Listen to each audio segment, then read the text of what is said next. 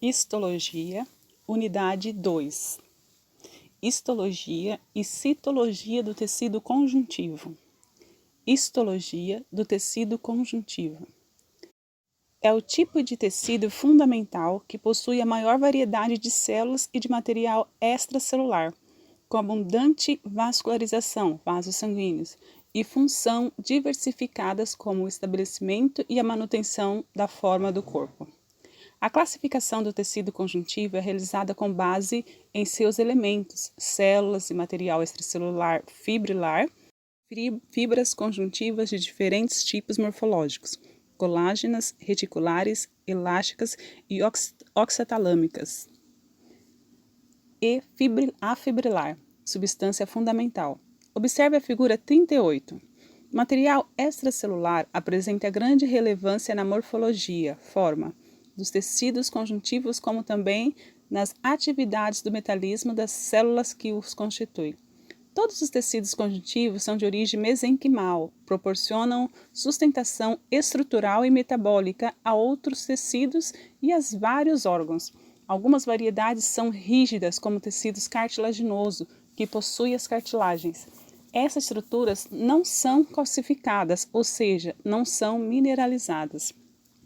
E o tecido ósseo, que forma os diferentes tipos de ossos, são estruturas calcificadas, ou seja, mineralizadas. Portanto, esse tipo de tecido conjuntivo de sustentação constitui tecidos predominantes do esqueleto. Algumas variedades de tecido conjuntivo desempenham funções no armazenamento de gordura, outras em mecanismos de defesa contra organismos patogênicos, reparos tissulares e constituição sanguínea. As fibras conjuntivas constituindo material extracelular fibrilar são denominadas colágenos, reticulares, elásticas e hexatalâmicas. O material extracelular é originário principalmente de células denominadas fibroblastos e possui em sua constituição macromoléculas proteicas, são as glicoproteínas estruturais e proteoglicanas. Apresentam diferentes graus de hidratação conforme a variedade do tecido conjuntivo. Essas macromoléculas podem se ligar entre si e a receptores nas células. Proteínas filamentosas são as que se polimerizam formando as fibras da matriz extracelular dos tipos colágenas, reticulares, elásticas e oxifilas. Proteínas filamentosas integrinas são as que ficam associadas à matriz e podem intermediar reações celulares nessa própria matriz, pois ficam ligadas a receptores na membrana das células conjuntivas, em particular os fibroblastos. As fibras conjuntivas encontram-se embebidas na substância fundamental amorfa, SFA, e desempenham funções importantíssimas como resistência, atração e pressão, fibras colágenas, resistência e elasticidade, fibras elásticas. A substância fundamental é constituída por cadeias não ramificadas de polissacarídeos ácidos ligados às proteínas. Em outras palavras, é o conjunto de macromoléculas e água que se interligam na forma de uma rede, constituindo um material amorfo. Esse conjunto, agregado às macromoléculas, constitui as proteoglicanas. Cada proteoglicana é uma proteína filamentosa central ligada covalentemente a glicosaminoglicanas, GAGs, que por sua vez são longos polissacarídeos com carga elétrica negativa e formados por unidades de disacarídeos. Fornece a matriz extracelular característica hidrofílica, permite a difusão de materiais e se constitui numa barreira contra macromoléculas e bactérias. São exemplos de GAGs, ácidos hialurônico e ácido condroitinosulfúrico, condroína 4 e 6-sulfato. Dermatan, queratan, heparan, sulfato e heparina. A principal função da substância fundamental amorfa é a retenção de água. O ácido condroitinosulfúrico é um transportador de íons para o interior das células, realizada tais funções em pH alcalino 7,2 até 7,6. Quando do surgimento de casos inflamatórios e infecciosos do tecido conjuntivo, há mudança de pH nessas condições anormais. O pH torna-se ácido e ocorre a paralisação do transporte de íons para as células, pois o ácido condroitinosulfúrico sofre o processo de despolimerização. Caso o processo regrida, isto é, não evolua, não há mais inflamação ou infecção. Tal ácido constituinte da substância fundamental amorfa se repolimeriza e o transporte tem início novamente. Os polissacarídeos são glicídios formados pela polimerização de muitas osses monossacarídeos. Os mais simples possuem 10 ossos ligadas em cadeia, mas os mais complexos podem tê-las aos milhares. O amido possui mais de 1.400 resíduos de glicose. A celulose, mais de 4.000 moléculas de glicose. O glicogênio tem mais de 30.000 resíduos de glicose. As fibras colágenas originam-se principalmente do fibroblasto, porém, outras células também sintetizam miofibroblastos, condroblastos, cidrócitos, osteoblastos, fibras musculares lisas, células gliais de Schumann, células reticulares, células endoteliais e fibrócitos. In vivo apresentam coloração branca e pelos corantes HE, rosa, Mallory azul, Mason verde. A estrutura de fibrila do colágeno de microscópio eletrônico de transmissão MET apresenta bandas claras e escuras a cada 68 nanômetros. As fibrilas em conjunto constituem as fibras colágenas, tipo 1, 2, 3, 5 e 11. Há mais de 20 tipos diferentes de moléculas de colágenos. Tropocolágeno, 3 cadeias polipepídicas alfa formam moléculas de colágeno. A combinação de diferentes cadeias alfa origina tipos distintos de colágeno. A molécula de colágeno mais abundante é do tipo 1, a qual é formada de 2 cadeias alfa tipo 1 e uma cadeia alfa tipo 2. É encontrada nos ossos, tendões, cápsulas de órgãos, derme, entre outros órgãos. O quadro a seguir indica 10 diferentes tipos de colágeno. Há mais de 20 tipos descobertos. Principais localizações e funções. Não cita a composição a qual deve ser pesquisada pelo estudante. Os diferentes tipos de colágeno podem formar fibrilas, como os tipos 1, 2, 3, 5 e 9. Podem apenas se associar a fibrilas como os tipos 9, 12 e 14. E ainda pode formar fibrilas de ancoragem, como o tipo 12. E não formar nenhum tipo de rede de sustentação, como se vê no tipo 9. As fibras reticulares são argirófilas, isto é, apresentam afinidade por sais de prata, ou seja, pelo nitrato de prata, AgNO3. É a reticulina. Apresenta moléculas de colágenos do tipo 3, formam fibrilas de padrões bem estriados e nunca fibras espessas ou feixes. São mais delgadas, 0,5 a 2 micrômetros, quando comparadas com as fibras colágena, 1 a 2 micrômetros. São PAS e se coram em preto pelos sais de prata. Constituem com lâminas basal MET, a membrana basal MOC, microscopia de luz, dão reações PAS, estão localizadas em órgãos hematopoiéticos, como o baço, os linfonodos, na medula óssea e nos órgãos, fígados e rins. Principal função é sustentação celular. Sobre as fibras elásticas, em vivo são amareladas, bem desenvolvidas nos conjuntivos elásticos. A elastina é a proteína de sua constituição. apresentam-se em grande quantidade nos vasos sanguíneos, particularmente nas artérias elásticas, aorta, nos pulmões, nos ligamentos elásticos, na orelha, cartilagem elástica e epiglótia. Não apresentam estriações, possuem alto índice de refração, são reveladas pela coloração do HE, surgem amareladas pelo método de Van Gieson, roxo escuro na resorcina fucsina e marrom escuro pela orceína, sob fibras elaulínicas e oxifilas. As elaulínicas possuem pouca elastina, enquanto as oxifilas não possuem a propriedade elastina. São encontradas, respectivamente, na pele e ligamentos periodontal, tendões. Lembrete: o tecido conjuntivo é de origem mesenquimal.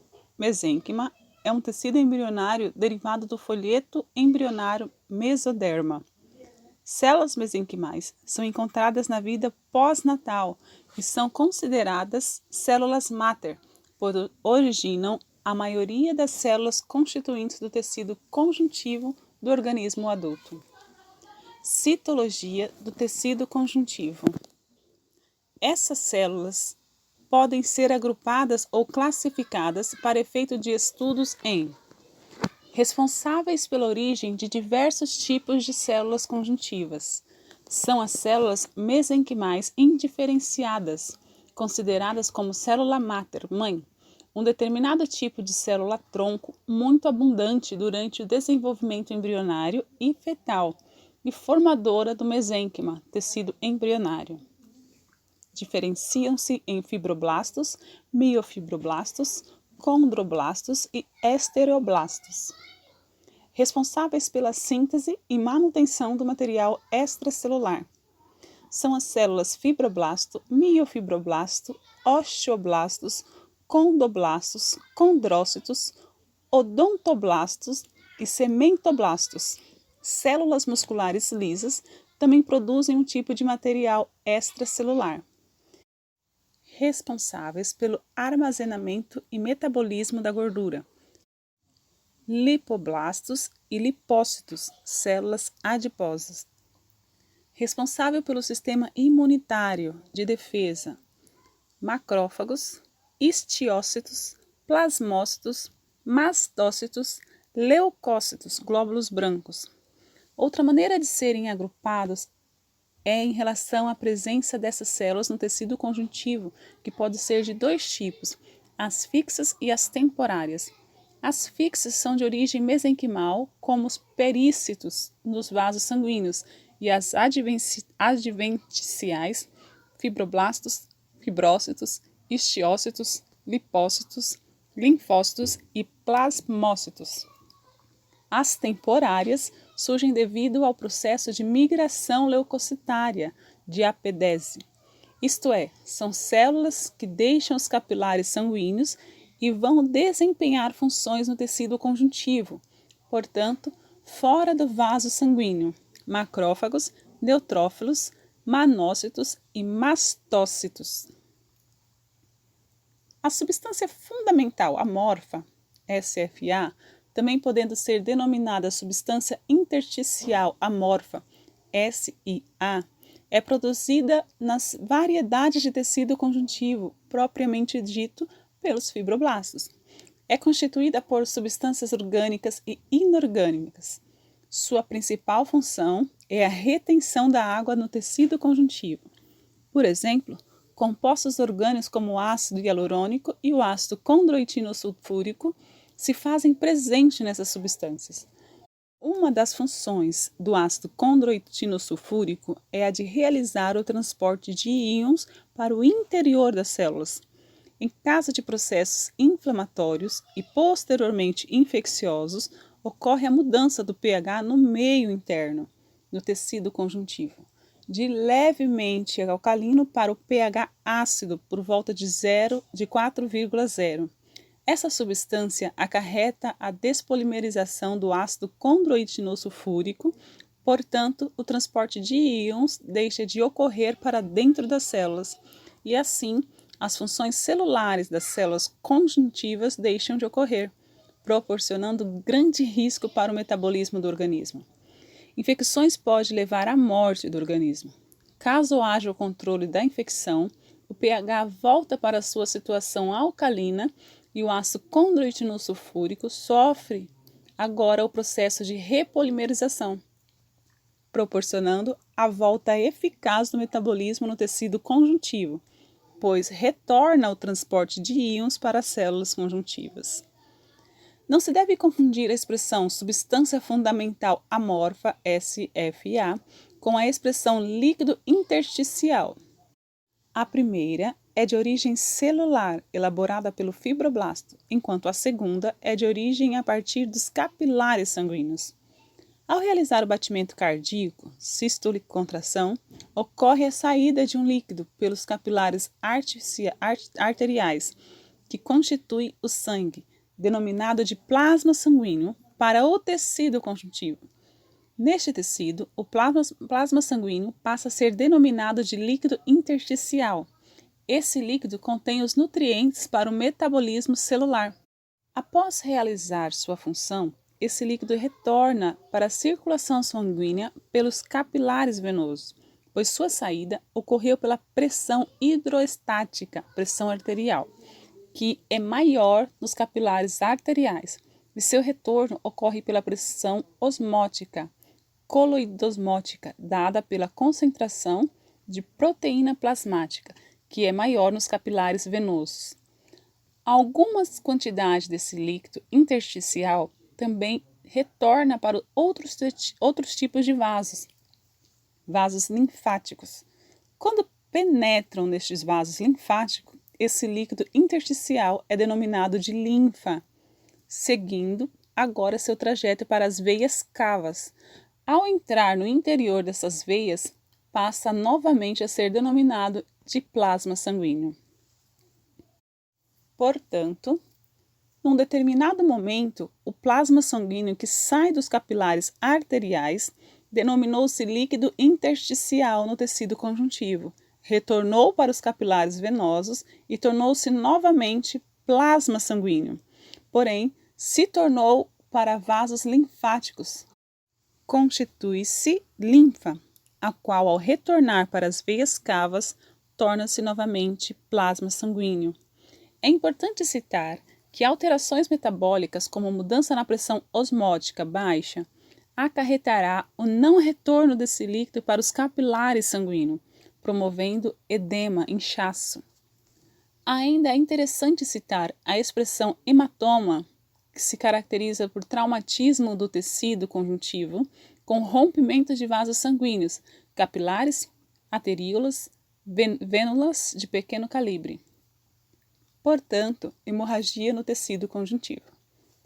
Os hematomas observados na pele possuem coloração escura, que permanecerá temporariamente, pois células conjuntivas como macrófagos e histiocytos realizaram processos de fagocitose e, portanto, tal coloração irá desaparecer. A figura a seguir demonstra o esquema representativo dos elementos do tecido conjuntivo, os quais se constituem em células de material extracelular, fibrilar, as fibras colágenas elásticas, reticulares e afibrilar, as substâncias fundamental amorfa.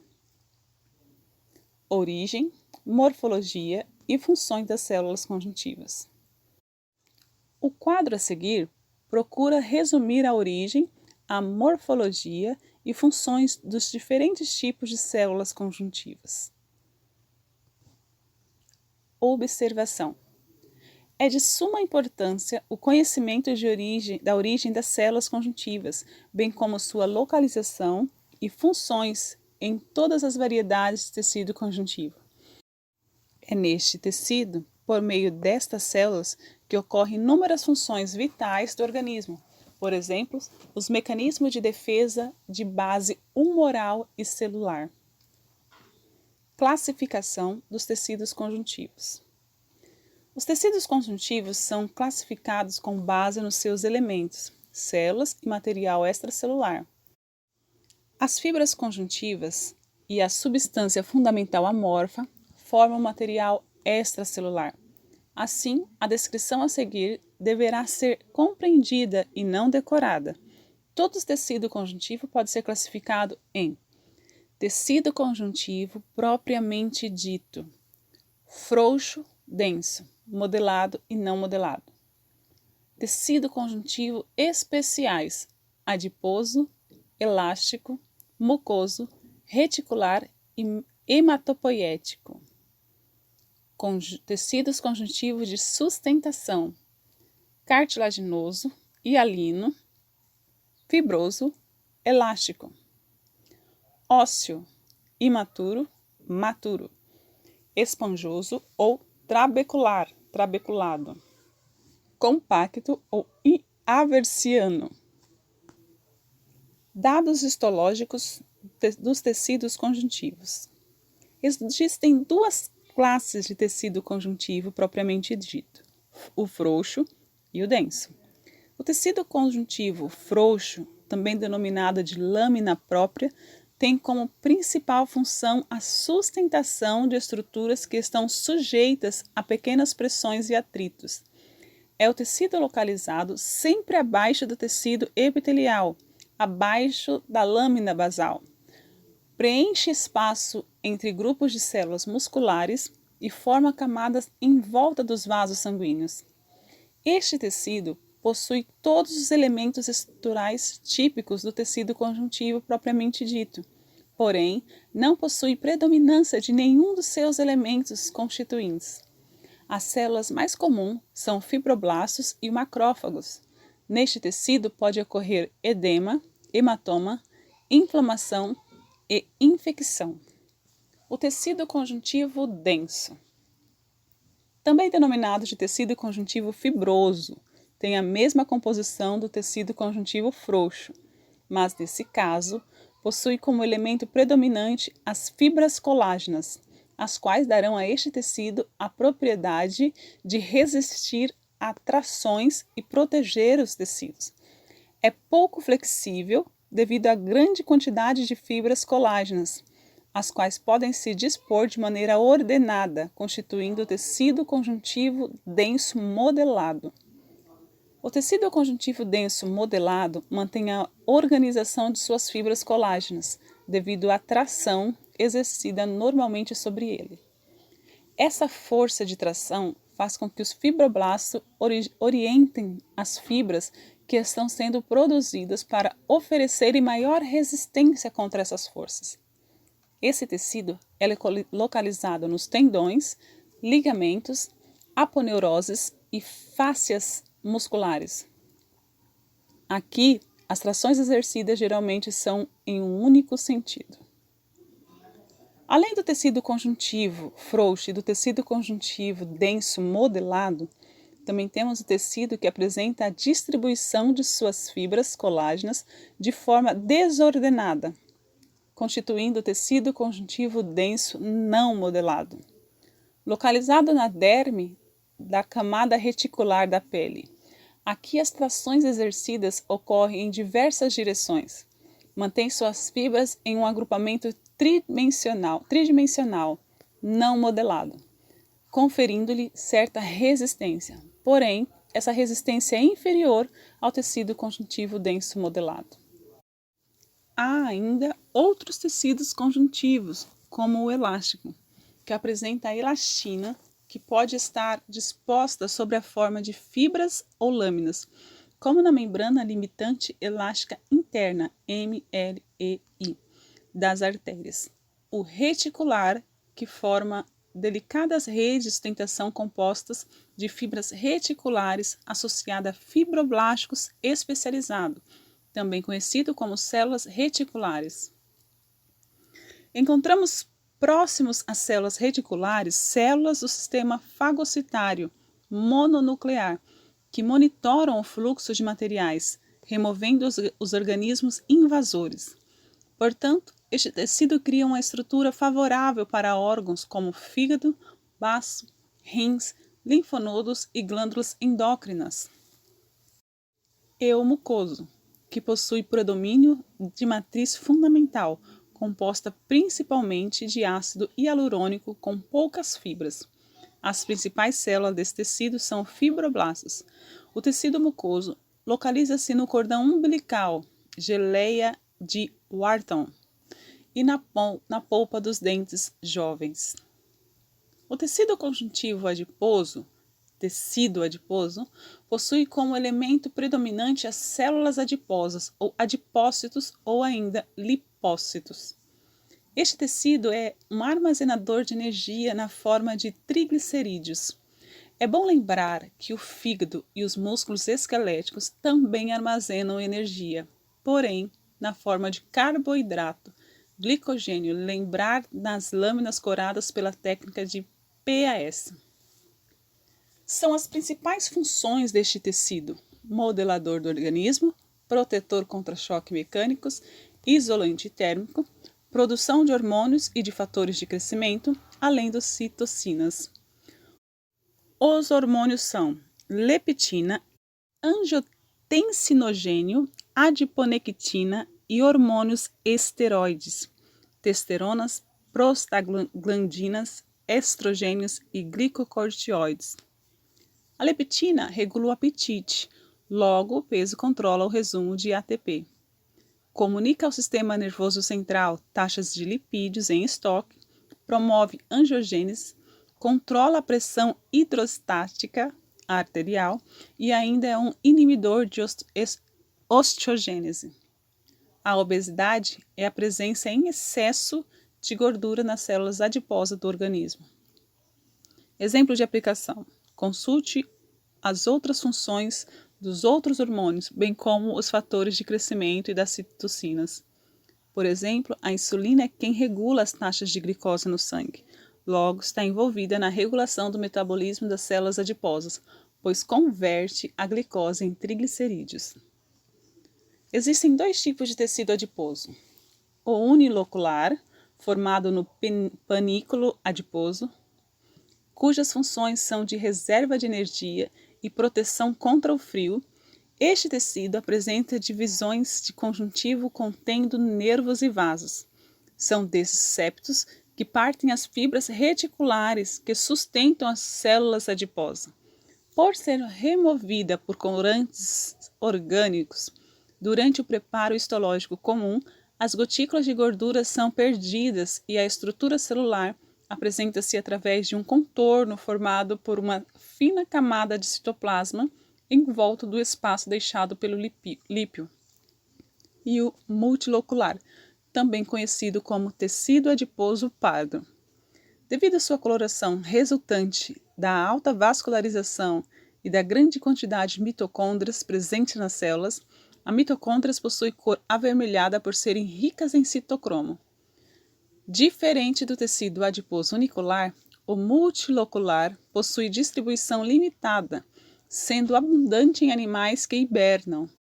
Nos fetos e recém-nascidos humanos, também encontramos esse tipo de tecido com localização bem determinada e, por não se manter crescente, sua quantidade é reduzida em pessoas adultas.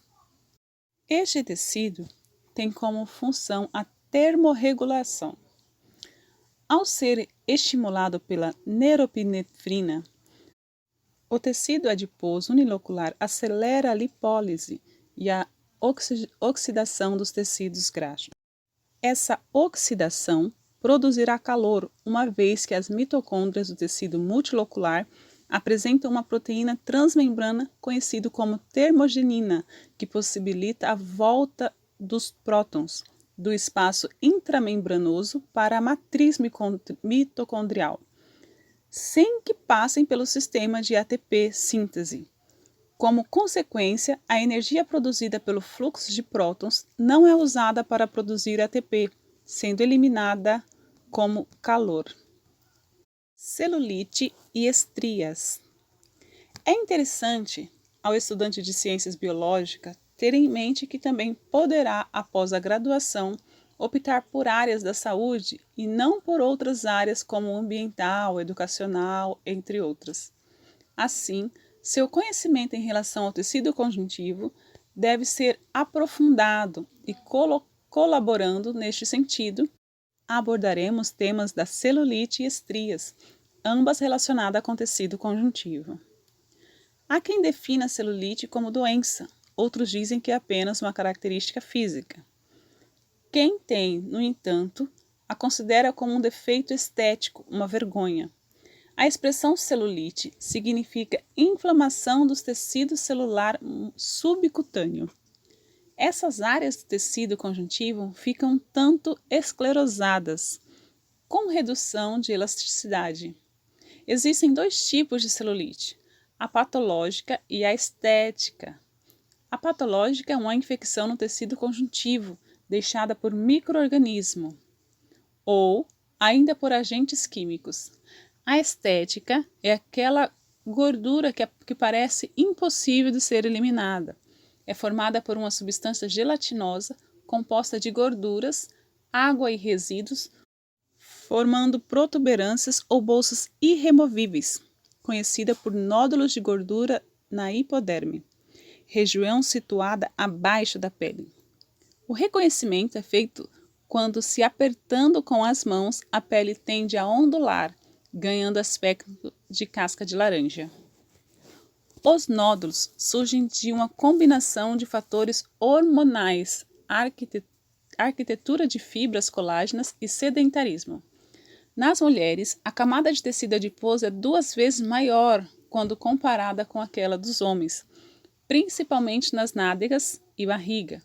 Suas células são mantidas no lugar por uma rede de fibras conjuntivas. Nas mulheres, as fibras colágenas da hipoderme apresentam disposição vertical, quando nos homens essas fibras se dispõem em rede. As fibras verticais são menos resistentes à força mecânica. Quando o tecido é comprimido, a gordura é empurrada para cima, isto é, em direção à derme e epiderme, pele. Nas áreas de celulite formam-se prisões. As malhas da rede aprisionam as células adiposas, logo abaixo da pele. Assim, aumentando-se o ganho de gordura, tende-se como consequência um abaulamento da pele, formando as bolsas gordurosas. As áreas que apresentam mais celulite são quadris, estômago, nádegas, parte interna do joelho, parte inferior das costas, braços e tornozelos. Alguns fatores podem aumentar o problema da celulite, como obesidade, sedentarismo, distúrbios hormonais, pressão arterial descontrolada, deficiência vascular, retenção de líquidos, tensão, fadiga. Há indícios de que a hereditariedade e hábitos alimentares incorretos, uso de gasosos fermentáveis, podem agir como causas isoladas ou em conjunto. O excesso de álcool, açúcar, condimento, carne de porco, gordura animal, chocolate, creme de leite e frituras são alimentos perigosos para a celulite, como o cigarro, pílulas para dormir e para emagrecer, anticoncepcionais e drogas estimulantes. Os hormônios estrogênio e progesterona favorecem a deposição de gordura nas coxas e quadril. Na época da ovulação e pré-menstrual, aumenta a retenção de água, colaborando para aumentar a celulite. Na menopausa, ocorrem alterações na microcirculação, acentuando mais a celulite. Na histerectomia, também há distúrbios hidroeletrolíticos, retenção de água e sal.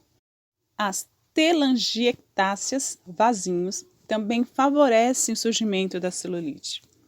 A celulite é formada por lentidão do processo de remoção de resíduo, endurecimento no conjuntivo e outros.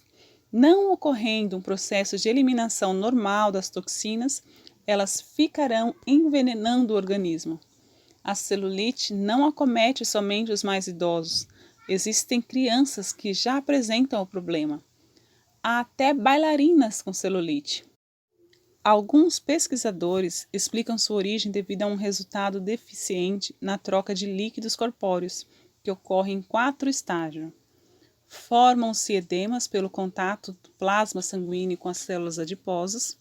O edema pressiona a pele, a qual adquire aspecto de casca de laranja.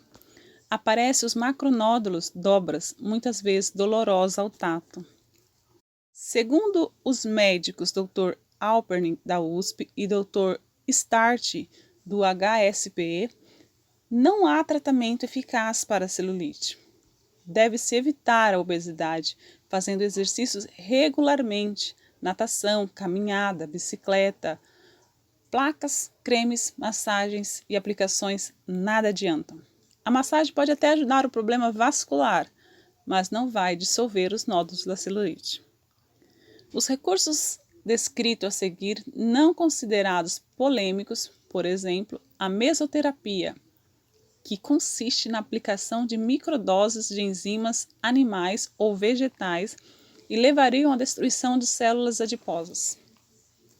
Essas injeções podem provocar reações alérgicas e infecções do tecido adiposo. E se atingirem um vaso sanguíneo, pode provocar reações alérgicas sistêmicas. A eletrolipoferose é um recurso que utiliza agulhas com liga de níquel e cromo, com pontas de diamante ligada a um aparelho que libera estímulos eletrônicos, os quais derreteriam as fibras e provocariam a destruição de células adiposas. Com o ultrassom, as ondas que atingem 2 centímetros de profundidade ajudariam a destruir as células adiposas que formam o nódulo. Na crioterapia, utiliza-se bandagens embebidas em um líquido que esfria a região afetada. A massoterapia, ou massagem propriamente dita, é usada para estimular a circulação. Utilizam-se ainda medicamentos vasodilatadores e linfocinéticos, que movimentam a linfa.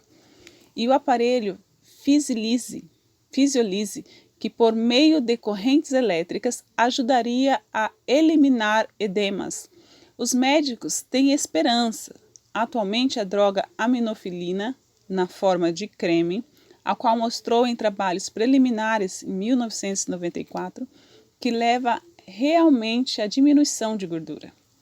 Para evitar a celulite, recomenda-se ingerir 2 litros de água por dia, exceto durante as refeições, assim como manter a alimentação equilibrada, consumir alimentos com iodo em sua composição, como cenoura, alface, arroz integral, cebola, vagem, espinafre, tomate, banana e gema de ovo, que favorecem o aumento do metabolismo com a queima de gordura. Praticar exercício físico regularmente, respirar corretamente, promover o bom funcionamento dos rins, intestinos e, consequentemente, pele. Dar preferência a anticoncepcionais com baixa dosagem hormonal. Evitar o cigarro, uma vez que o tabagismo aumenta a quantidade de toxina no organismo, contraindo vasos e impedindo a circulação normal. Evitar o estresse, uma vez que este fator, quando exagerado, aumenta a concentração de ACTH no organismo, o que facilita também a retenção de líquido e, consequentemente, o surgimento das celulites. E quando a celulite é intensa, um ótimo recurso é a cirurgia plástica. As estrias têm sua etiologia desconhecida. Diferentes autores possuem definições contraditórias sobre o seu surgimento. As estrias representam cicatrizes de tecido cutâneo rompido por distensão excessiva. Logo, apresentam-se como linhas paralelas, circulares ou irregulares, a princípio violáceas, eventualmente tornando-se brancas ou nacaradas, sem cor definida. Do ponto de vista histológico, a epiderme está bem delgada, fina, e existe atrofia das fibras elásticas da derme. Em microscopia eletrônica, os feixes de fibras colágenas aparecem separados e isolados, enquanto na pele normal são paralelos e ordenados. Quando ocorrem as estrias, esses feixes são separados por grande quantidade de substância fundamental amorfa, SFA. Os fibroblastos são globulares, imóveis e perdem suas funções. Alguns trabalhos sugerem que as estrias devem ser a essa disfunção do fibroblasto. Formadas frequentemente nos últimos meses de gestação, ou devido ao ganho excessivo de peso. A distensão da pele causa a rotura das camadas subjacentes, favorecendo a separação das fibras conjuntivas da derme. Assim, pode-se perceber, por transparência da epiderme adelgaçada, a abundante circulação capilar da derme, por entre as malhas distendidas da rede de fibras.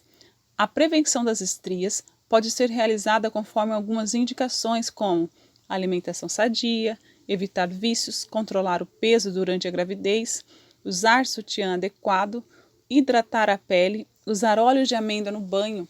É importante observar que esses cuidados devem ser redobrados após os 30 anos de idade. Observação. O texto anterior refere-se a uma das variedades do tecido conjuntivo, o tecido adiposo unilocular. Indivíduos obesos, após recorrerem à dieta e a processos de reeducação alimentar, perdem peso, logo gordura corpórea.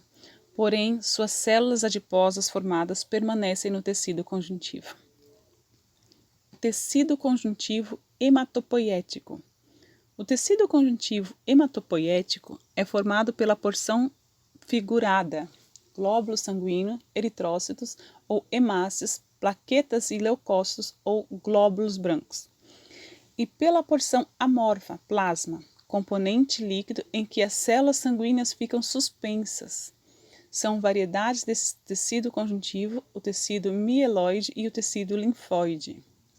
O plasma é uma solução líquida que possui 10% do seu volume, representado por componentes de pequeno e elevado peso molecular. Os sais inorgânicos representam 0,9% e as proteínas plasmáticas 7%. O restante é formado por vários compostos orgânicos como glicose, vitamina, hormônios e aminoácidos. As principais proteínas plasmáticas são as albuminas. Sua falta causa edema generalizado. Alfa e beta-gamaglobulinas. Essas gamaglobulinas são anticorpos e, por isso, também são conhecidas como immunoglobulinas. Lipoproteínas, protrombinas e fibrinogênio. Essas duas últimas proteínas citadas participam da coagulação sanguínea. Observação. Os componentes de baixo peso molecular do plasma estão em homeostase com o líquido intersticial dos tecidos. Dessa forma, a composição do plasma é usada como indicador da composição do líquido extracelular. Os glóbulos vermelhos são células sanguíneas circulantes, também denominadas de hemácias ou eritrócitos. Reticulócitos são as hemácias jovens. Os glóbulos brancos ou leucócitos podem ser de dois tipos: leucócitos granulócitos ou granulócitos ou polimorfonucleados, neutrófilos bastonete ou neutrófilos segmentar, eosinófilos ou acidófilos, basófilos, leucócitos agranulócitos ou agranulosos ou mononucleados, linfócitos e monócitos. Os megacariócitos são células da medula óssea que se fragmentam formando as plaquetas ou trombócitos. As células que constituem as séries eritrocíticas, leucocitária e megacariocítica recebem outras denominações. Em relação ao sangue periférico, que é o sangue circulante, pode-se afirmar que é uma forma especializada e um tanto atípica do tecido conjuntivo, tecido hematopoético. Tal tecido é constituído pelos glóbulos brancos, leucócitos, glóbulos vermelhos, hemácias ou eritrócitos, plaquetas, trombócitos, e por uma fração sem forma amorfa, o plasma sanguíneo. O volume do sangue do homem é maior do que da mulher, em média 5.000 ml. São funções do sangue: transporte de oxigênio e de dióxido de carbono, transporte de hormônios, defesa do organismo, anticorpos, manutenção do equilíbrio ácido-básico, controle da temperatura corporal e remoção do metabolismo celular. A pressão de oxigênio é maior nos pulmões. Cada molécula de hemoglobina se une a 4 moléculas de oxigênio, formando a oxihemoglobulina. Essa combinação é desfeita quando o oxigênio é transferido para os nossos tecidos, onde a pressão de oxigênio é menor. A hemoglobina também pode se ligar a dióxido de carbono, formado normalmente nos nossos tecidos, originando a carbamino-hemoglobina, que também é desfeita quando o sangue chega aos pulmões. A afinidade da hemoglobina é maior para o monóxido de carbono, que combinado com a hemoglobina forma carbohemoglobina. Esse monóxido de carbono, quando aspirado, empurra o oxigênio e não permite que o seu transporte seja realizado através da hemoglobina, causando falta de oxigênio nos tecidos. Essa queda no teor de oxigênio é conhecida como hipoxia. O hematócrito é um exame que nos ajuda a medir a quantidade de hemácias presente no sangue do paciente. Neste exame, o sangue coletado por punção venosa, tratado com anticoagulantes e submetido à técnica de centrifugação fracionada, que promove um processo de segmentação e revela que as hemácias são os componentes celulares sanguíneos mais densos, isso é, os mais pesados, ficando no fundo do tubo de ensaio. Um pouco mais acima se localizam os leucócitos, plaquetas, trombócitos. Posicionam-se acima dos leucócitos. A porção amorfa do sangue, o plasma sanguíneo, é o sobrenadante. Ocupa o maior volume no hematócrito e, como já afirmado, localiza-se acima das porções figuradas do sangue. O maior componente desse sobrenadante é a água, 90%. Proteínas como albumina, fibrinogênio e globulinas, 8%, e diversos solutos como eletrólitos, sódio, potássio, cálcio, magnésio, cloro, carbono monoácido, fosfatos, sulfato, entre outros. Há também no plasma hormônios, enzimas, gases, oxigênio, nitrogênio, dióxido de carbono, glicose, lipídios, aminoácidos, ureia, creatinina, ácido úrico, entre outros, e constitui até 2% do volume plasmático. O hematócrito possui valores diferentes para o homem e para a mulher. Glóbulos vermelhos possuem a forma de disco bicôncavos e tal morfologia é dependente das proteínas de sua membrana plasmáticas. As proteínas integrais, glicoforinas e proteínas da banda 3 e as proteínas periféricas da membrana, espectrina, actina, trompomiosina, proteínas de banda. Alterações nessas membranas modificam a sua propriedade e, consequentemente, as hemácias. Os glóbulos vermelhos são anucleados de 7,2 a 7,8 micrômetros de diâmetro. Apresentam flexibilidade e são dotados da proteína conjugada hemoglobina Hb. Observação: o fígado é um dos órgãos mais versáteis do organismo. Realiza várias funções, como a síntese de globina e de muitas proteínas plasmáticas, como a albumina, fibrinogênio e protrombina. É na medula óssea que ocorre a formação da proteína conjugada, denominada de hemoglobina. É conjugada pois possui o grupo prostético M, ferro. Sabe-se que 96% da Hb total no indivíduo adulto é de Hb do tipo HbA.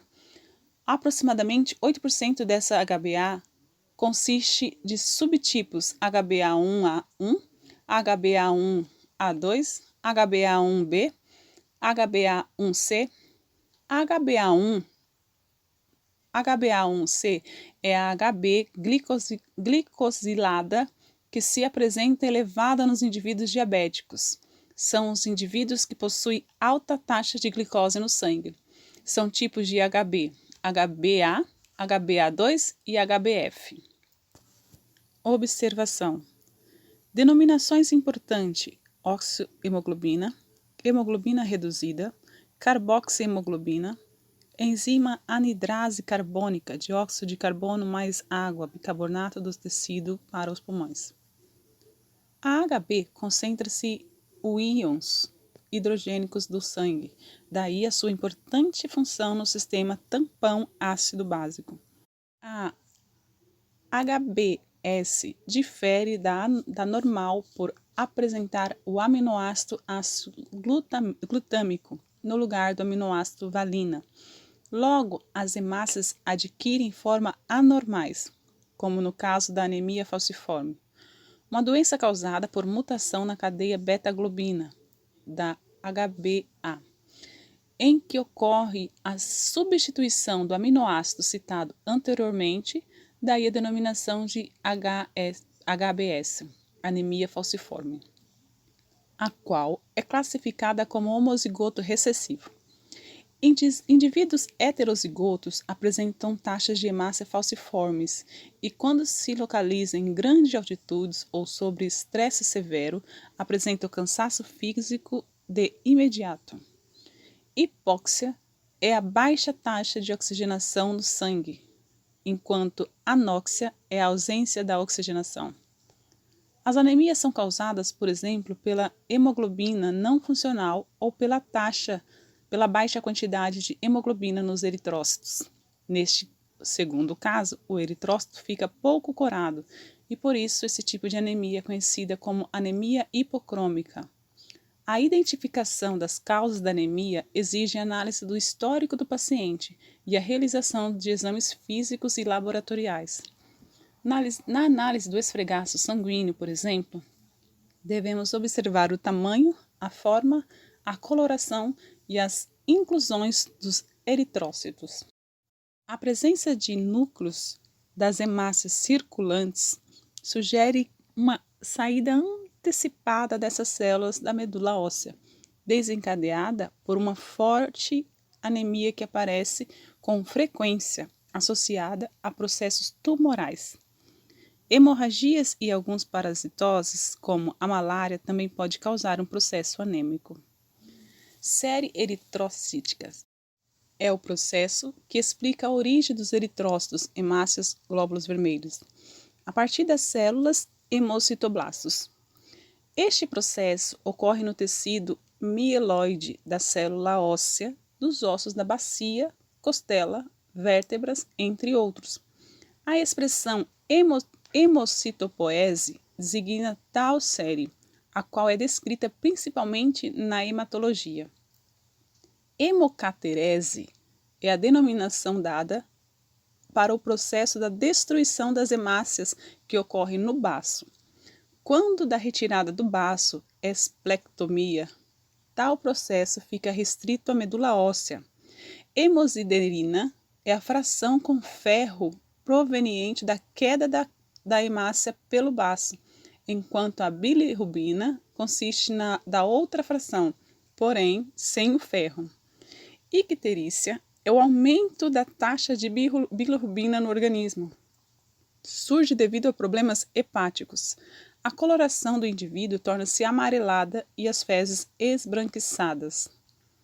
Glóbulos brancos são células nucleadas e constituem dois distintos grupos celulares, os leucócitos polimorfonucleados, granulócitos ou granulosos, e os mononucleados, agranulócitos ou agranulosos. A quantidade de leucócitos em um indivíduo adulto normal pode variar de 4.500 até 11.500 por milímetro cúbico. São incolores individualmente e brancos quando juntos. Desempenham sua função só quando deixam os capilares, atuando ativamente do tecido conjuntivo. Os leucócitos granulócitos são neutrófilos, basófilos e eosinófilos, acidófilos. Os leucócitos agranulócitos são os linfócitos e monócitos. Os neutrófilos são os leucócitos comuns nos indivíduos sadios, 54%. Seu tamanho é compreendido entre 10 até 12 micrômetros de diâmetro. Apresentam-se na forma segmentar e bastonetes. Os núcleos multilobulares e granulações neutras, com os corantes usuais Leishman, fagocitam ativamente no tecido conjuntivo, constituem a primeira linha de defesa e caracterizam o processo inflamatório agudo recente, pois são os predominantes. Nos processos inflamatórios crônicos antigos, os leucócitos predominantes são os linfócitos e os eosinófilos. São ativados ao manter contato com antígenos. Um dos receptores de membrana mais importante do neutrófilo é o receptor Fc. Há outros receptores, como o receptor de varredura e o de complemento. Quanto maior o número de nêutrons, mais antigo é o neutrófilo do sangue periférico. Neutrófilos femininos apresentam o núcleo 1, prolongamento típico de apêndice, denominado de baqueta, corpúsculo de Barr, relacionado com a cromatina inativa dos cromossomos submetacêntrico, tipo X. Pesquisas revelam que 1% dos neutrófilos masculinos também possuem a baqueta. Os grânulos dos neutrófilos são assim classificados: específicos, azurófilos e terciários. Os eosinófilos são polimorfonucleados, geralmente bilobulares, com tamanho de no máximo de 12 micrômetros, portadores de grânulos eosinófilicos específicos. Os grânulos apresentam natureza química alcalina básica e também azurófilos. Estes são os lisossomos. Estes tipos de leucócitos são comuns em doenças alérgicas, parasitárias e nos processos inflamatórios crônicos. Realizam, como os neutrófilos, migração leucocitária de apedese para o tecido conjuntivo. Os eosinófilos são ativados para funcionar ao manter contato com a IgA e IgG. Também os eosinófilos liberam estaminase e arisulfatase nos processos alérgicos. As enzimas agem sobre as células produtoras de histamina, como os mastócitos.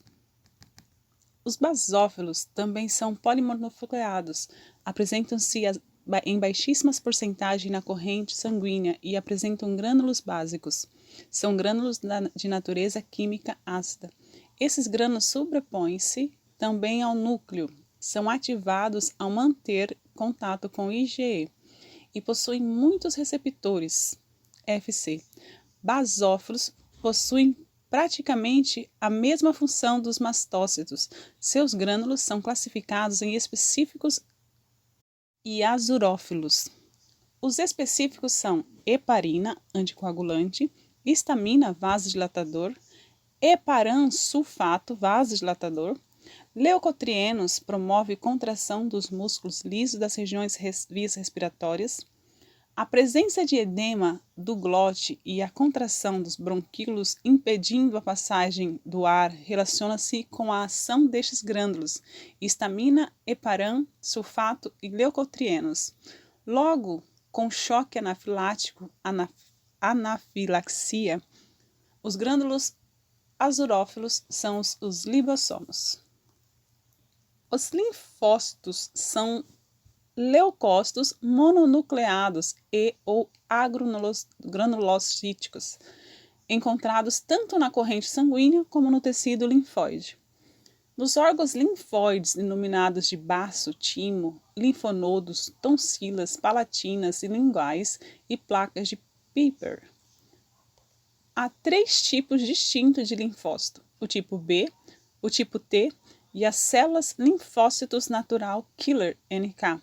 Os linfócitos B são assim denominados porque foram descobertos em aves na bolsa de Fabricius, órgão de defesa, daí o uso da letra B da palavra bolsa. Esse linfócito B possui tempo de vida variável e produzem anticorpos, as imunoglobulinas. Possuem em suas membranas moléculas de IgM, IgD, e seus marcadores são CD9, CD19, entre outros. Portanto, o linfócito B não faz processos de endocitose, fagocitose e pinocitose. Os linfócitos T são assim denominados porque sofrem processo de maturação no órgão linfóide que fica na altura dos grandes vasos do coração chamado tímpano. Essas células, quando comparada com as do tipo B, apresentam grande tempo de vida, vários anos. São células relacionadas com a imunidade celular e fazem processo de fagocitose.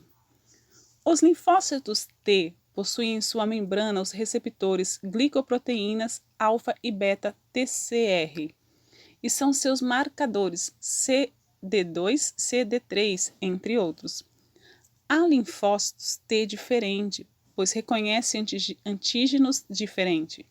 Os linfócitos T, denominado NK, são portadores de um programa genético para atacar células infectadas por vírus, como também células que sofreram mutações e tornaram-se tumorais. As células NK produzem interferon. Comparativamente, as células NK são maiores que os outros linfócitos B e T. Possuem núcleo em forma de rim, semelhante ao dos monócitos macrófagos. Ainda em relação aos linfócitos do tipo T, estes se apresentam em diferentes tipos: citotóxico, helper e supressor. Há ainda o tipo gama-delta. O linfócito T são citotóxicos, ou seja, após a etapa específica de reconhecimento dos antígenos pelos receptores de membrana, esses linfócitos produzem linfocinas, entre outras substâncias, as quais produzem canais iônicos nas células infectadas, como também nas células tumorais, causando a morte dessas células, sistema de defesa base celular. Em casos de incompatibilidade, rejeição de um determinado órgão após o transplante, é esse tipo de linfócito que entrou em ação e causou tal incompatibilidade. Um exemplo clássico seria a rejeição renal. As células helper são as que se relacionam com respostas imunes, sistema de defesa humoral. Frente a antígenos estranhos, também após a fase inicial em que agem os receptores de membrana, esses linfócitos, uma vez estimulados ou ativados, produzem interleucinas do tipo IL-2, a qual atua de maneira autocrina, isto é, estimula a proliferação e a diferenciação de outras populações de linfócitos T. Essas células formadas produzem novas linfocinas, as quais afetam funções de outros tipos de linfócitos T. Essas linfocinas, por exemplo, agem no linfócito B, diferenciando em plasmócitos, que são células responsáveis pela produção dos anticorpos, e imunoglobina. As células supressoras também podem ser denominadas de reguladoras. São linfócitos altamente especializados, com receptores de membrana específicas que atuam suspendendo a função de um determinado linfócito T, daí a denominação supressora. Os monócitos são leucócitos mononucleados e ou agranulocíticos. Constituem-se em verdadeira célula máter do sistema fagocitário mononucleado e ou mononuclear, pois originam macrófagos e histiócitos, células agora conjuntivas apresentadoras de antígeno. Também originam as células ósseas, denominadas de osteoblastos, responsável pela reabsorção óssea, e as células gigantes do tecido conjuntivo. Formam-se pela união de vários macrófagos, além das células de Kupffer, histiócitos do fígado, da célula de Roth-Bauer, da placenta, da micróglia, do sistema nervoso central, da célula de Langerhans, da epiderme e de células dendríacas com muitos prolongamentos, dos linfonodos e do baço. São os maiores leucócitos, chegam a ter até mais de 18 micrômetros de diâmetro. Os valores tanto de hemácias como de leucócitos e plaquetas, são diferentes quando de uma comparação entre o recém-nascido, neonato, e o adulto. As porcentagens de hemograma, eritrograma e leucograma na espécie humana, comparativamente entre um homem e uma mulher adulta, pode ser representada por milímetro cúbico ou por microlitros. Hemorragia é a saída do sangue para fora dos vasos, derrame de sangue. Pode ocorrer de uma forma espontânea, como nas diástase hemorrágicas, indivíduo com quadro clínico com tendência à hemorragia, e por traumatismo, acidente, em alguns tipos de tumores, em certas inflamações agudas e também em doenças degenerativas, úlceras, ocorrerão lesões vasculares e, portanto, hemorragia. Os 4 grupos sanguíneos principais dos seres humanos são A, B, AB e O, sistema ABO. Esses grupos envolvem 3 antígenos denominados de A, B e O, os quais são os responsáveis pela determinação do grupo ABO.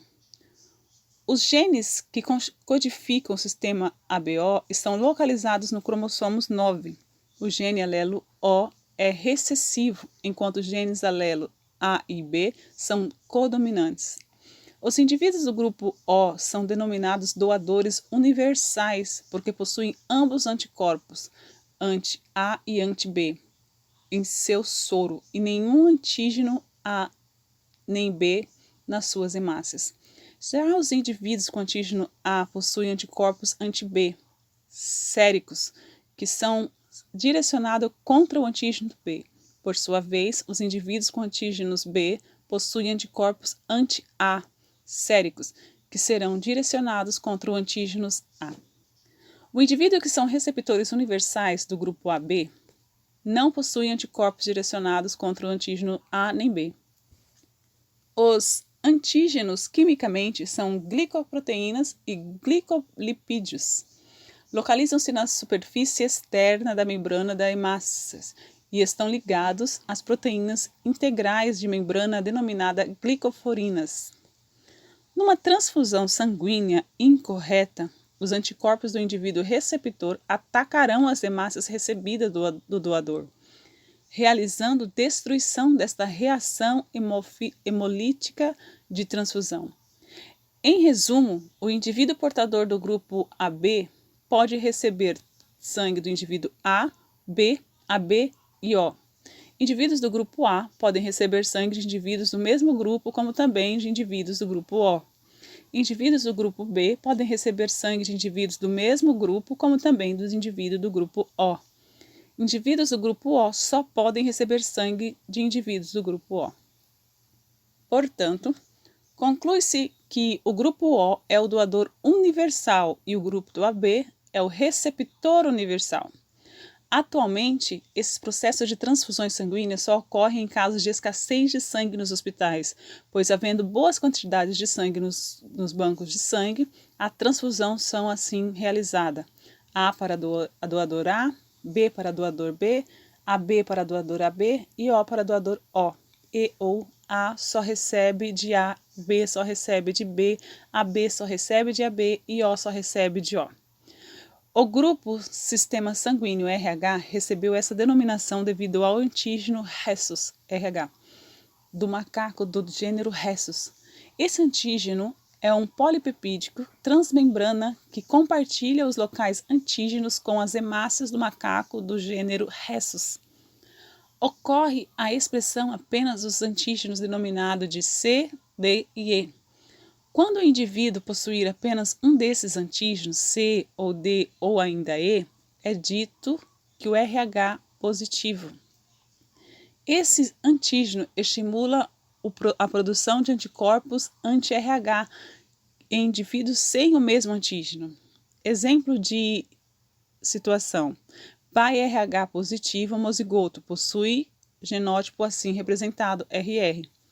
Mãe portadora de RH positivo homozigota também possui genótipo RR.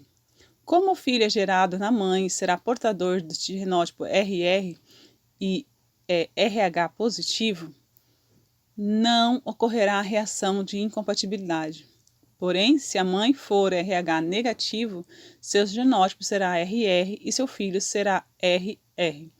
Logo, será homozigoto e o portador do fator RH positivo. Mãe negativa e filho positivo, surge incompatibilidade sanguínea.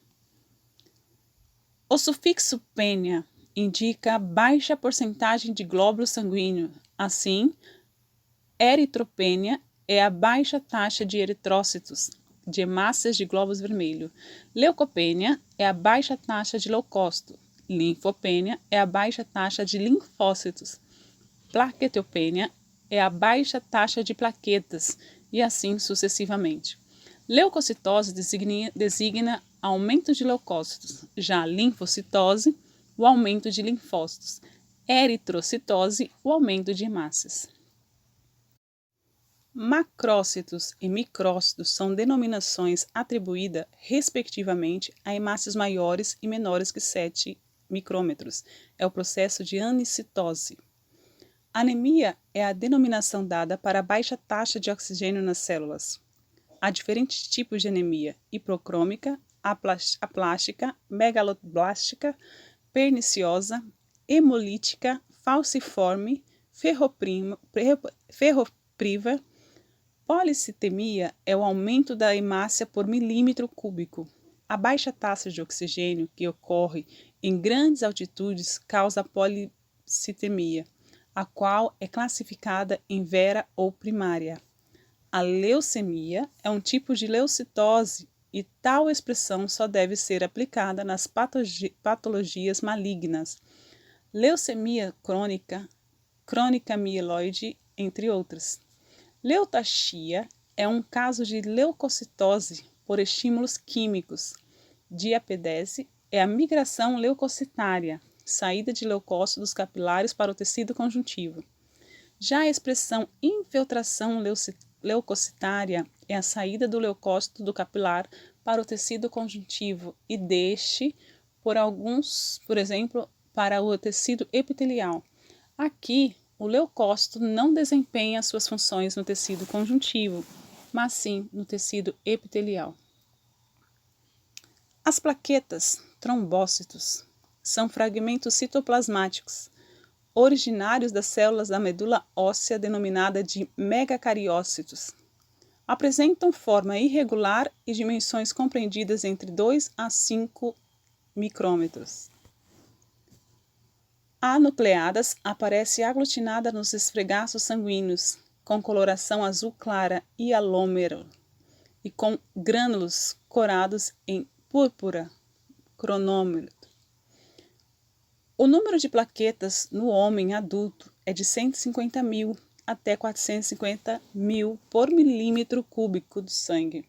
As plaquetas duram de 7 a 9 dias.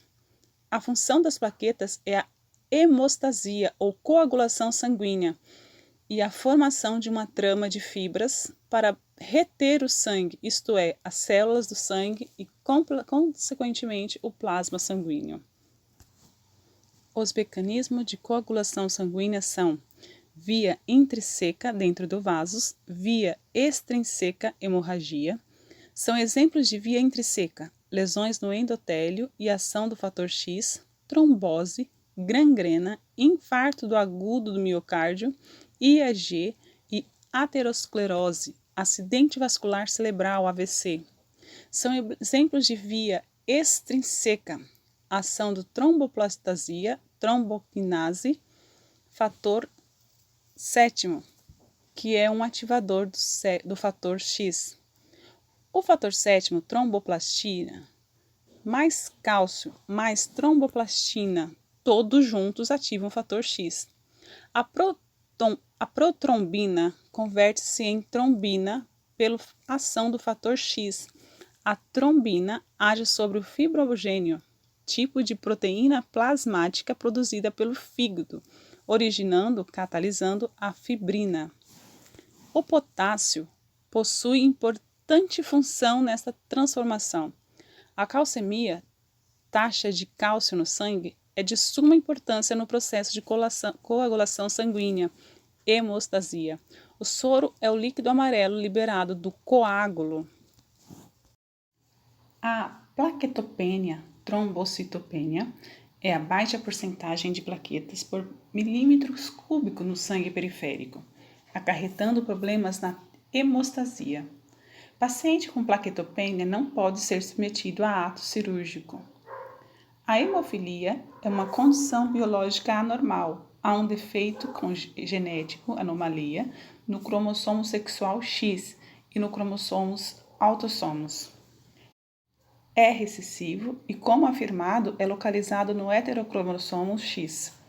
É transmitida aos filhos homens que a revelam clinicamente, por mães portadoras do gene, mas só ocorre em mulheres numa frequência de 1 a 100 mil. É praticamente inexistente em mulheres. Em homens, a frequência de hemofilia é de 1 a 10 mil. Na hemofilia, não há síntese por parte de megacariócitos, células que originam as plaquetas, de certos fatores intrínsecos de coagulação, como a tromboplastina e a tromboquinase. Exemplo de aplicação. Os conhecimentos descritos sobre histologia do sangue periférico permite ao estudante comparar o seu hemograma e de sua família com os dados aqui obtidos, concluindo e ao mesmo tempo fiscalizando os resultados fornecidos pelo laboratório de análises clínicas.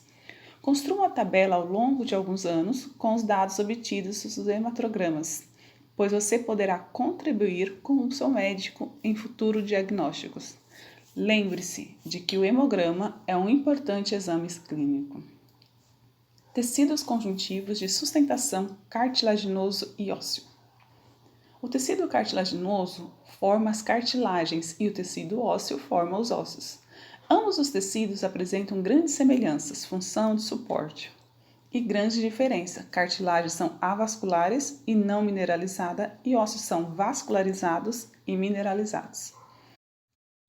Enquanto as peças cartilaginosas fornecem suporte, revestem superfícies articulares e se relacionam com o crescimento e comprimento dos ossos, osteogênese endocondral, os ossos constituem a maior parte do esqueleto, fornece proteção ao sistema nervoso central, SNC, e aos órgãos medulares, medula óssea, e se constituem também em reserva de cálcio, manutenção da calcemia. Tecido cartilaginoso. Este tecido é um tipo especial de tecido conjuntivo com maior rigidez. A rigidez da cartilagem do seu material ou matriz extracelular é dada pela quantidade de fibras e fibrilas do colágeno que se encontram na substância fundamental amorfa, a qual é muito rica em ácido hialurônico.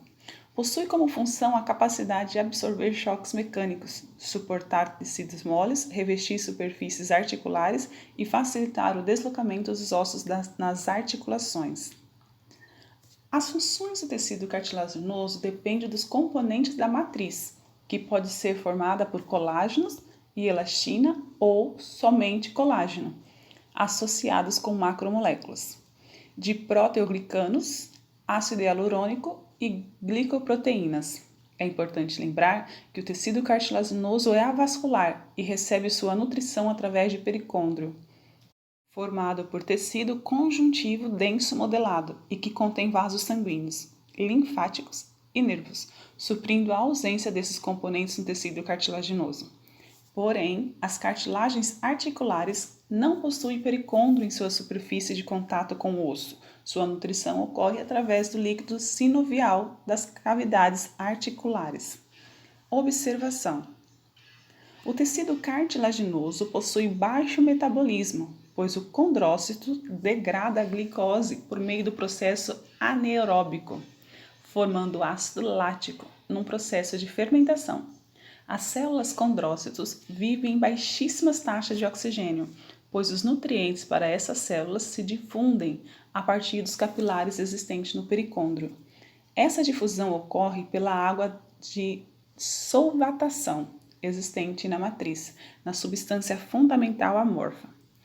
Estudos comprovam que o funcionamento dos condrócitos é dependente de hormônios, assim, a produção de mucopolissacarídeos, ácidos sulfatados, é estimulada pelo hormônio do crescimento, GH ou STH, pela tiroxina, T3, e pelo andrógeno testosterona, e diminuída pela ação dos hormônios estradiol, cortisona e hidrocortisona.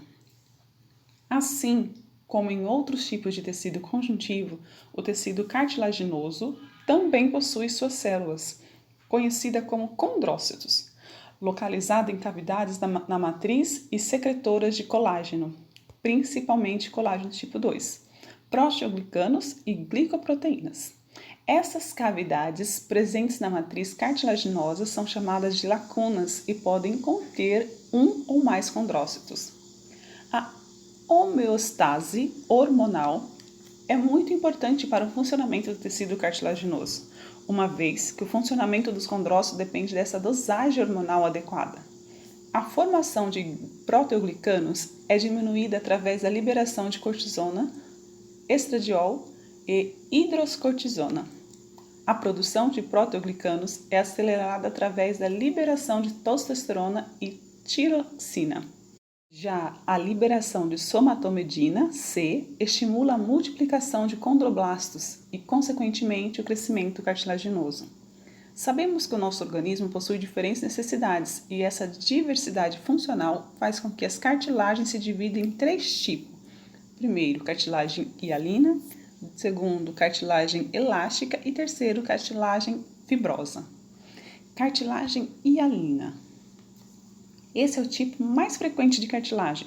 Possui coloração branco-azulada e translúcida quanto a fresco. Forma o esqueleto do embrião, que depois sofrerá ossificação.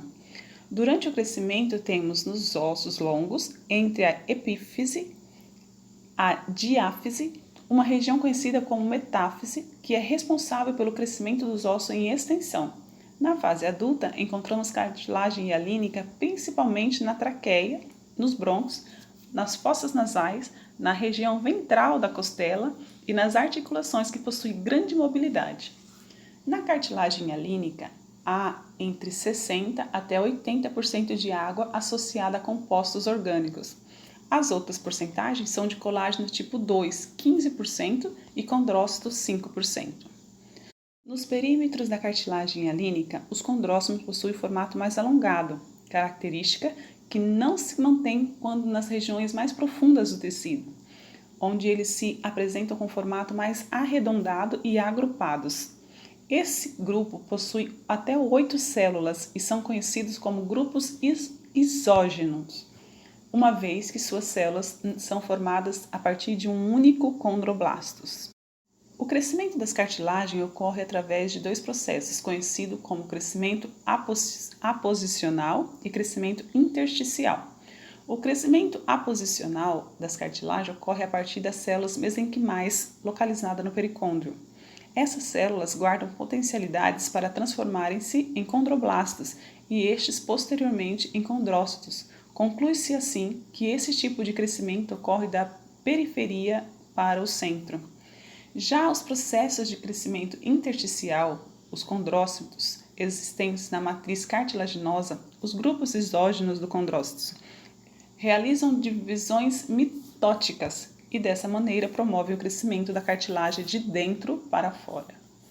Cartilagem elástica. A cartilagem elástica é muito semelhante à cartilagem hialínica, porém é menos sujeita a processos degenerativos e possui grande quantidade de fibras elásticas contínuas com as do pericôndrio. A elastina dá um tom amarelado a esse tipo de cartilagem, quando analisado a fresco. Também possui pericôndrio envolvendo-a. Sua principal forma de crescimento é por aposição. Esse tipo de cartilagem é encontrado no conduto auditivo externo, na tuba auditiva, no pavilhão auditivo, na epiglote e na laringe. Cartilagem fibrosa. Essa cartilagem também é conhecida como fibrocartilagem e apresenta-se com a característica entre a cartilagem hialínica e o tecido conjuntivo denso. Por sempre estar associada a esse tipo de tecido conjuntivo denso, é difícil definir o limite entre ele e a fibrocartilagem. Esse tecido possui pouca substância fundamental, limitada à proximidade das lacunas que abrigam os condrócitos. Possui grande quantidade de fibras colágenas do tipo 1 e, diferentemente das cartilagens hialínica e elástica, a fibrocartilagem não possui pericôndrio. A cartilagem fibrosa é encontrada nos discos intervertebrais, nos pontos de ligação entre tendões e ligamentos e os ossos. Tecido ósseo. O tecido ósseo serve para proteger órgãos vitais, sustentar tecidos moles e apoiar os músculos esqueléticos, ajudando na sustentação e movimentação do corpo. Além disso, serve como depósito de cálcio e fosfato. Esse tecido também é considerado um tipo especializado de tecido conjuntivo, formado por células e material extracelular calcificado, a matriz óssea. Sua matriz óssea é composta de uma parte inorgânica, cerca de 50% do peso da matriz óssea, cujos íons encontrados, além do cálcio e do fosfato, são magnésio, bicarbonato, potássio, sódio e citrato. A parte orgânica da matriz óssea é formada por fibras colágenas do tipo 1, 95%, e pequenas quantidades de proteoglicanos e glicoproteínas.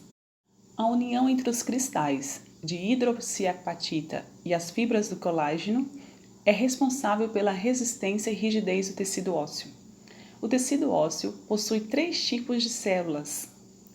Osteocitos são os osteoblastos adulto, maduro, que realizam a manutenção da matriz óssea. Ficam localizados nas lacunas no interior da matriz óssea.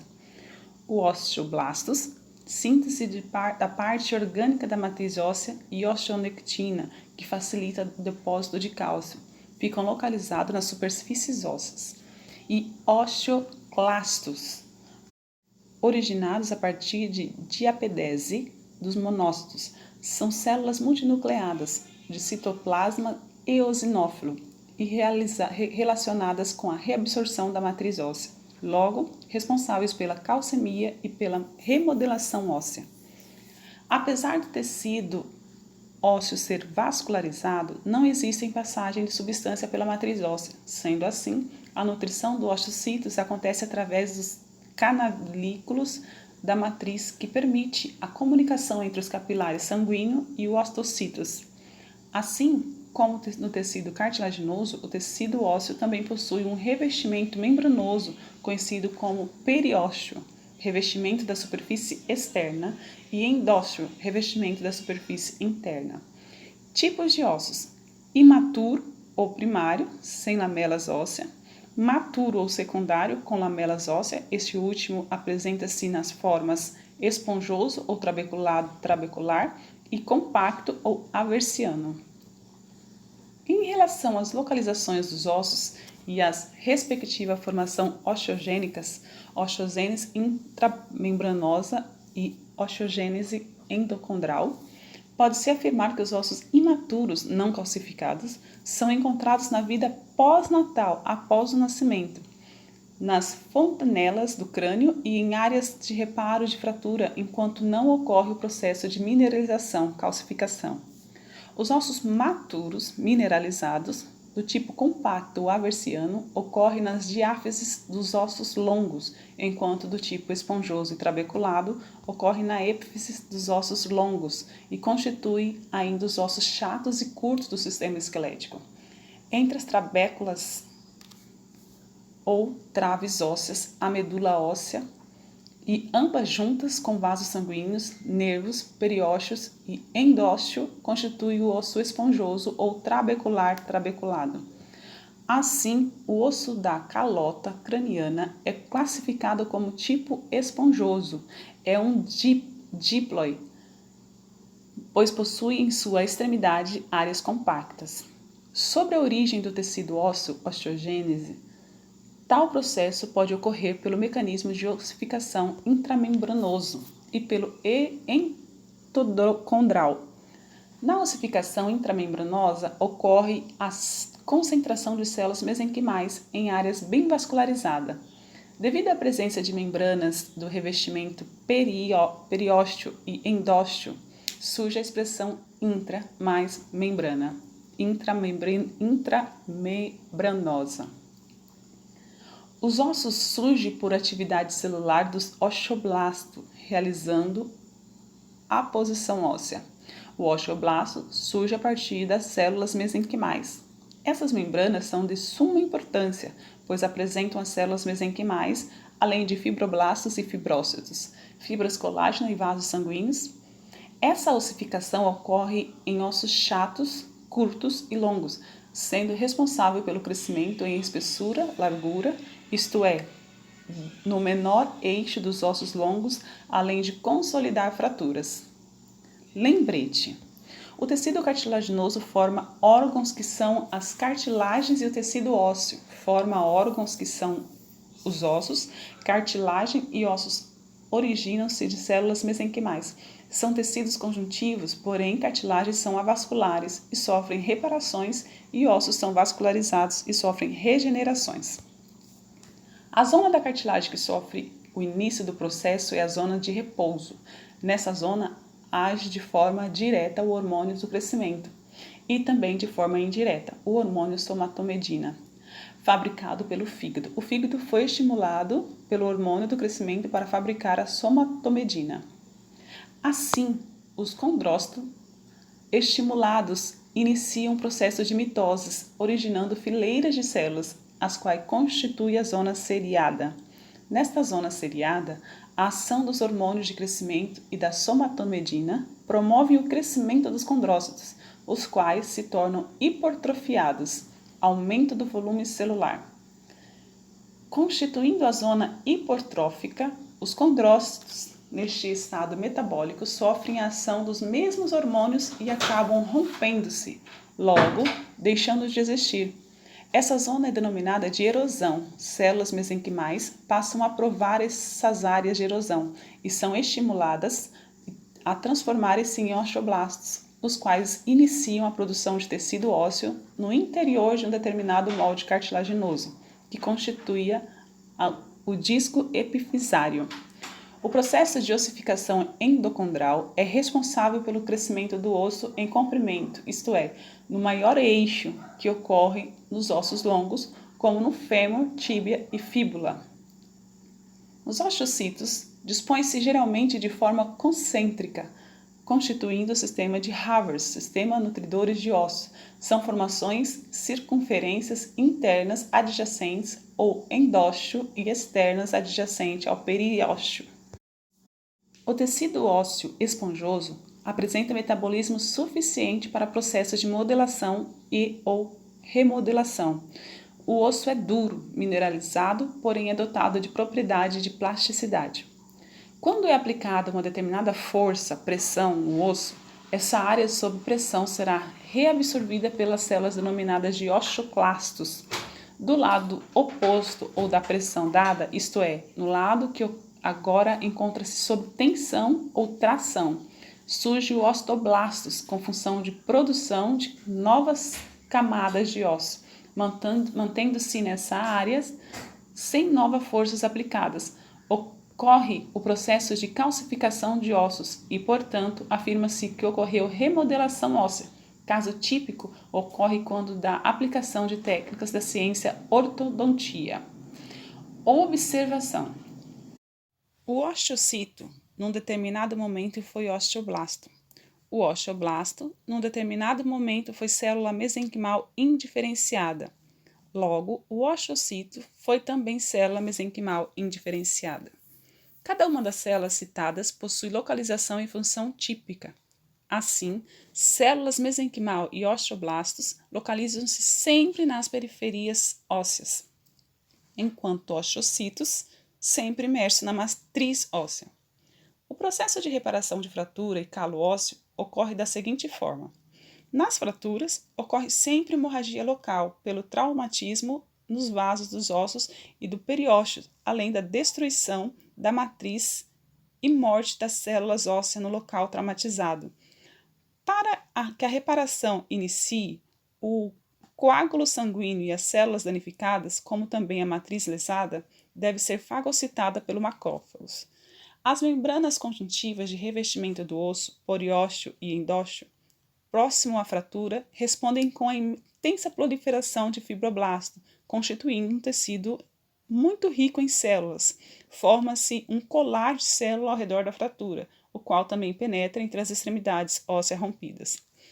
Neste colar, surge tecido ósseo imaturo, tanto por ossificação intramembranosa como endocondral. Neste último processo, devido a pequenos pedaços de cartilagem hialínica que aí surgiram. Após um período de tempo, aparece um calo ósseo formado por tecido ósseo imaturo que se originou de forma desordenada, porém que une as áreas fraturadas. Com o passar da semana, o osso volta às suas atividades, sofre as trações do dia a dia e essas determinam a remodelação do calo ósseo. Esse tecido primário do calo será reabsorvido e substituído pelo tecido ósseo lamelar. Além do processo de remodelação, os osteoclastos e osteoblastos. A osteoporose é uma das doenças ósseas mais comuns. Caracteriza-se pela perda da densidade óssea, pouca atividade na síntese e manutenção óssea e reabsorção óssea constante, respectivamente pelas células osteoblastos e ostocitos e osteoclasto. Há 3 tipos de osteoporose: primária, tipo 1, primária, tipo 2 e a secundária. A tipo 1 ocorre em mulheres pós-menopausa, por volta dos 50 anos. A tipo 2 é observada na idade bem sênior, por volta dos 70 a 80 anos. E a secundária é causada pela ação de medicamentos, fármacos com corticoides, entre outros agentes causadores, desnutrição, imobilização em indivíduo em coma prolongado, doença endócrinas e tipo de cânceres. Articulações, uniões ou juntas. São estruturas constituídas por tecido conjuntivo, classificadas com base no tecido em diartrose, permite grande mobilidade, e sinartrose, sem mobilidade ou limitadas. As articulações sinartrose podem apresentar diferentes tipos de tecido conjuntivo, daí as seguintes denominações. Quando há presença de tecido conjuntivo denso fibroso, sindesmoses, articulação tibiofibular e radioulnar. Suturas, localizada no crânio, na fase de crescimento. Sutura é diferente de sinostose. Gonfoses, presente no ligamento periodontal. Em relação a diartroses, articulações sinoviais, localizada na região entre ossos longos e de grande mobilidade, o tecido conjuntivo é do tipo cartilaginoso hialínico. Daí a denominação para a cartilagem hialínica de cartilagem articular. Nessa estrutura, existe a presença de cavidade articular, de líquido sinovial, sinovia, da membrana sinovial, da patela e do menisco. E, finalmente, da cápsula articular. Há diferenças histofisiológicas entre articulações de artrose do joelho e a articulação de artrose temporomandibular, ATM. Classificação das diartroses com base na mobilidade. Uniaxiais, cotovelo, flexão e extensão. Biaxiais, joelho, flexão, extensão e rotação. Multiaxiais, ombro, flexão, extensão, rotação, abdução e adução. Há ainda outras classificações, por exemplo, com base na forma. Artrose é a alteração degenerativa da articulação, provocador e redução funcional, enquanto a artrite é a inflamação de uma articulação. Em casos graves, a cartilagem se calcifica e começa a ser substituída pelo tecido ósseo, portanto ocorre anquilose, com perda de movimento. A artrite gotosa, gota, ocorre quando cristais de ácido úrico se depositam nas articulações, em particular nos dedos das mãos e dos pés. Nessa patologia ocorre destruição de condrócito pelos cristais pontiagudos e deposição calcicária, deformando as articulações e limitando seu movimento. A dor na artrite gotosa é intensa. A prevenção primária é a observação familiar, isto é, quando pais são portadores, os filhos possuem grande probabilidade de também possuírem logo. A ingestão de proteínas deve ser controlada. Não se deve ingerir excessos de alimentos ricos em proteínas no espaço curto de tempo. Em pacientes hipertensos, os diuréticos contém fármacos tiazidíacos, predispõe à patologia gotosa. Já a osteoartrite é a degeneração da cartilagem articular, cartilagem hialínica, e posteriormente do tecido ósseo subcondral. Ocorre geralmente na idade sênior, após os 60 anos. Sua origem é desconhecida, porém, inicia-se com lesões nas cartilagens articulares, que constituem as diartroses dos joelhos, quadris, vértebras lombares e dos dedos das mãos e dos pés. Exemplo de aplicação.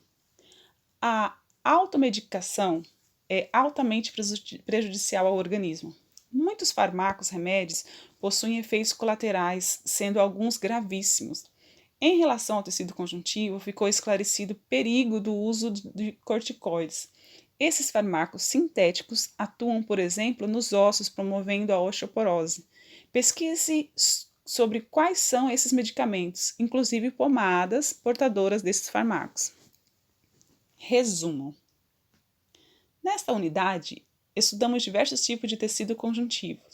Vimos que eles apresentam abundante material extracelular e suas células, que dispõem como as epiteliais de forma justapostas. São tecidos vascularizados ou, ao contrário dos epiteliais, que são avasculares. Possuem regenerações e ou são reparados por estruturas conjuntivas. É grande a variedade de tecidos conjuntivos. À medida que ocorre o envelhecimento, o metabolismo deste tecido é reduzido. Logo, respostas biológicas como mecanismos de defesa tornam-se lentos. O tecido conjuntivo denso é o mais comum. A densidade de fibras colágena varia grandemente, desde o fluxo até o denso, em correspondência com função mecânica e sustentação. A regularidade e a disposição das fibras colágena igualmente variam de acordo com as funções. Também vimos que nos tendões o tecido é do tipo denso modelado, com organização das fibras, enquanto na derme é do tipo denso não modelado, sem uma organização de fibras colágenas. Já nas mucosas, o tecido conjuntivo possui menor quantidade de fibras colágenas, daí sua denominação de frouxo ou de lâmina própria. O tecido conjuntivo reticular forma delicadas redes de sustentação para órgãos celulares como o fígado, baço, medula óssea, rins, linfonodos e glândulas. O tecido conjuntivo elástico apresenta a proteína elastina, que pode estar disposta sob a forma de fibras ou lâminas, como nas membranas limitantes elásticas das artérias, M, L e I. O tecido conjuntivo mucoso apresenta células mesenquimais, fibroblasto e SFA. Se localiza no cordão umbilical e nas polpas dos dentes jovens. O tecido conjuntivo adiposo é classificado em dois tipos, o branco unilocular e o pardo plurilocular, encontrado no feto e nos animais que hibernam. As células adiposas recebem outras denominações, liboblasto, lipócitos e adipócitos. O tecido conjuntivo cartilaginoso possui três variedades: hialínico, elástico e fibroso. Esse forma as cartilagens, variedades avasculares de tecidos conjuntivos de sustentação. São suas células condroblastos e condrócitos. O condrogênese ocorre por oposição e intersticialmente. Na sequência, vimos que a celulite pode ser definida como inflamação do tecido celular subcutâneo. Ocorre também a redução de elasticidade do tecido conjuntivo. Há dois tipos de celulite, a patológica e a estética. As áreas mais comuns onde se apresenta a celulite estética são os quadris, a porção abdominal da altura do estômago, as nádegas e a parte interna do joelho, a parte inferior das costas, dos braços e até dos tornozelos. Os fatores que mais contribuem para esse tipo de celulite são obesidade, sedentarismo, distúrbio hormonal, pressão arterial descontrolada, deficiência vascular, retenção de líquido, tensão e fadiga. Para evitar a celulite, recomenda-se ingerir 2 litros de água por dia, manter a alimentação equilibrada, consumir alimentos com iodo, praticar exercícios físicos regularmente, respirar corretamente, promover o bom funcionamento dos rins, intestinos e, consequentemente, da pele. Dar preferência aos anticoncepcionais com baixa dosagem hormonal, evitar o tabagismo e evitar o estresse. Por fim, encerramos essa unidade estudando o tecido conjuntivo ósseo, que é uma forma especializada na qual os componentes extracelulares estão calcificados, conferindo rigidez e assistência, porém a um grau de plasticidade. Eles podem ser classificados em tecido ósseo esponjoso e tecido ósseo compacto. São células ósseas, osteoblastos, osteocitos e osteoclastos. A ostogênese ocorre por ossificação intramembranosa e endocondral. Exercício. Questão 1. Multivix 2016. O tecido conjuntivo apresenta vários tipos de células imersas na matriz intercelular. Relacione as células a seguir com funções descritas a seguir. 1. Fibroblasto, 2. Macrófagos, 3. Mastócitos e 4. Mastocitos. Liberação de histamina, produção de fibras colágenas, capacidade fagócitas e produção de anticorpos. Assinale a alternativa que indica de cima para baixo a sequência correta. Resposta correta B. Justificativa. Os fibroblastos são células muito abundantes no tecido conjuntivo frouxo e têm a função de produzir as fibras colágenas da substância intercelular. Os macrófagos são células com grande capacidade fagocitária. Os mastócitos liberam histamina, substância vasodilatadora, e heparina, anticoagulante. Os plasmócitos são responsáveis pela produção de anticorpos. Questão 2. OEL 2006. O osso, apesar da aparente dureza, é considerado um tecido plástico em vista da constante renovação de sua matriz. Utilizando-se dessas propriedades, ortodontistas corrigem as posições dos dentes. Ortopedista orienta as consolidações de fraturas e fisioterapeutas corrigem defeitos ósseos decorrentes de postura inadequadas. A matriz dos ossos tem uma parte orgânica proteica, constituída principalmente por colágeno, e uma parte inorgânica, constituída por cristais de fosfato de cálcio, na forma de hidroxipatita. Com base nos textos e nos conhecimentos sobre o tecido ósseo, é correto afirmar: A. A matriz óssea tem um caráter de plasticidade em razão da presença de grande quantidade de água associada aos cristais de hidroxipatita. B. A plasticidade do tecido ósseo é resultante da capacidade de reabsorção e de síntese da nova matriz orgânica pelas células ósseas. O tecido ósseo é considerado plástico em decorrência da consistência gelatinosa da proteína colágeno, que lhe confere alta compressibilidade. D. A plasticidade do tecido ósseo, por decorrer das substâncias do colágeno, aumenta progressivamente ao longo da vida de um indivíduo. E. A matriz óssea é denominada plástica porque os ossos são de vestígios mais duradouros que permanecem após a morte do indivíduo. Resposta correta, alternativa B. Justificativa. As células ósseas, chamadas de osteoblastos, constroem constantemente a matriz óssea, enquanto os osteoclastos constroem a matriz óssea. Dessa forma, é possível haver plasticidade óssea.